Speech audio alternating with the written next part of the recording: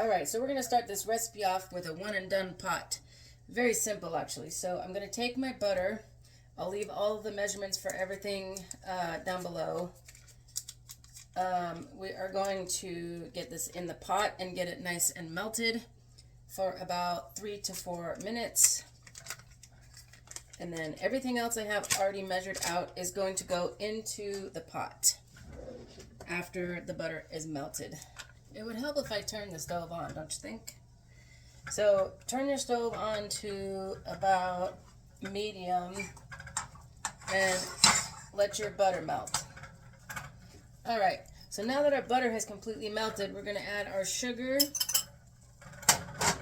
and our cocoa powder. Actually, I forgot to tell you, after the butter's melted, turn the heat off. You don't need that on anymore. That's a big step, so you don't want to leave your heat on. So turn your heat off. Add your sugar and your cocoa powder in there and mix it until you don't see any sugar or cocoa powder. You want it all to dissolve in there. So we're going to add our eggs and make sure you whisk those quickly so that they don't start cooking in there even though your heat is off.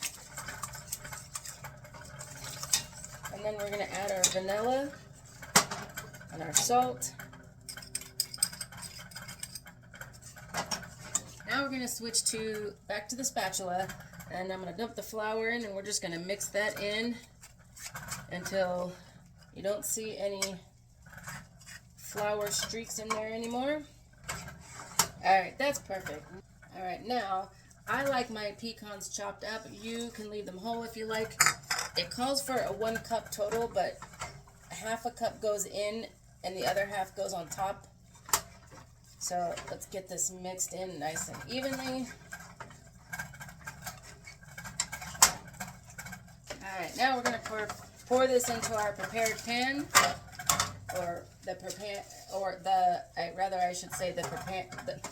oh my goodness, I should rather say the pan I am preparing because I haven't done so yet. So I like to grease mine a little bit on the bottom with just a little bit of butter, just so that the parchment paper will stick. And I like to crinkle it so that it helps it stay flat. Now I have this new tool that I just got from Amazon. This, I don't know exactly what it's called, but you put it in your pan and it helps make your brownies rise higher than your sheet pan. So I like these because I don't like to use a 9x13 or 8x8, whatever they usually say. So we're just going to dump this into the pan here.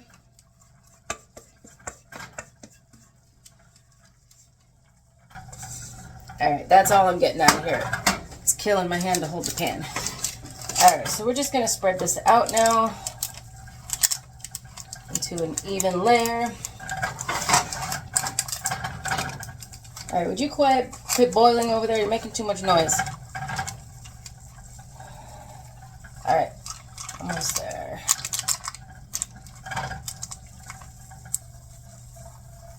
Alright, so now this is going to go in the oven at 350, which is already preheated. And that's going to go in there for...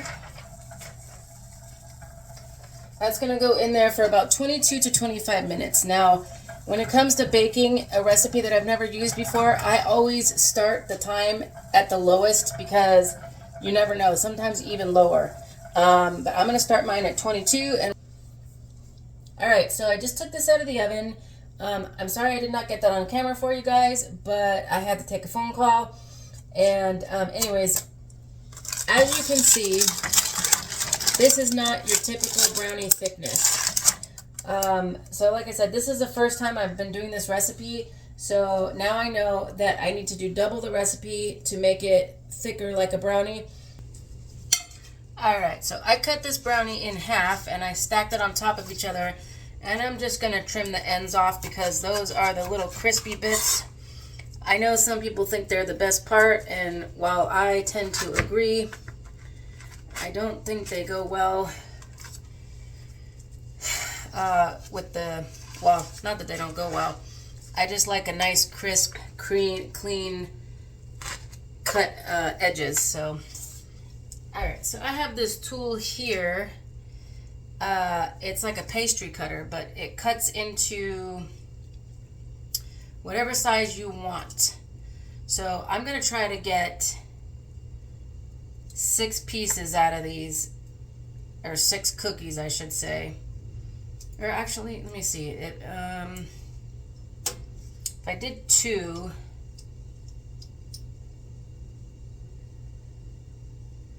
yeah, 2 is too big. I think I'm gonna do 3 slices out of this. So you just attach your end here, where my end is, and then technically, let me turn it the other way so I can show you better. So, and then this here, oh, you can't see it in my camera. Let me flip you up a little bit. This right here tightens, and then you can score and make your cut. Technically, you can cut all the way through with this, but sometimes I don't like to do that, especially with something that's kind of, this is still kind of soft, so I'm just going to take my knife and cut straight through. That way it doesn't break anything.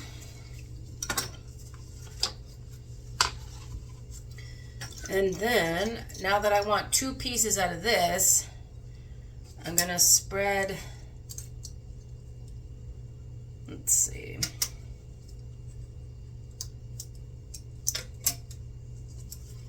Yeah, I'm going to do about those size right there. So I'm just going to cut across and make an even cut.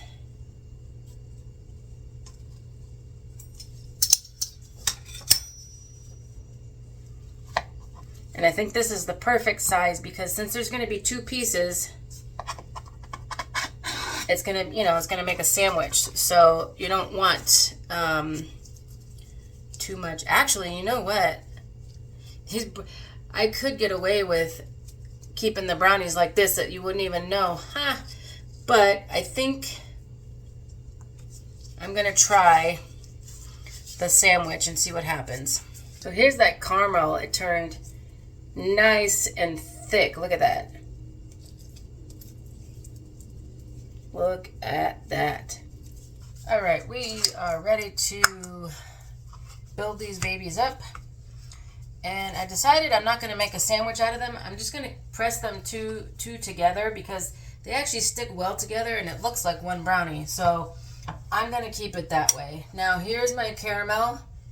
Still thick but nice and creamy and smooth,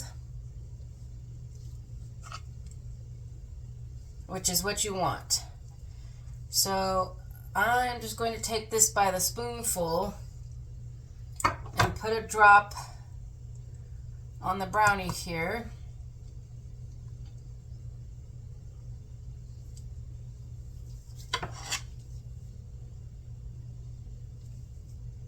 And then I'm going to take some chips and put that on. And some nuts and put that on as well. Now, it is going to drip over the side a little bit with the amount that I put on, so I'm going to try to put a little bit less on the next one. And we'll see. It's okay if it does tilt over, but I just want to try to keep it on the brownie if I can.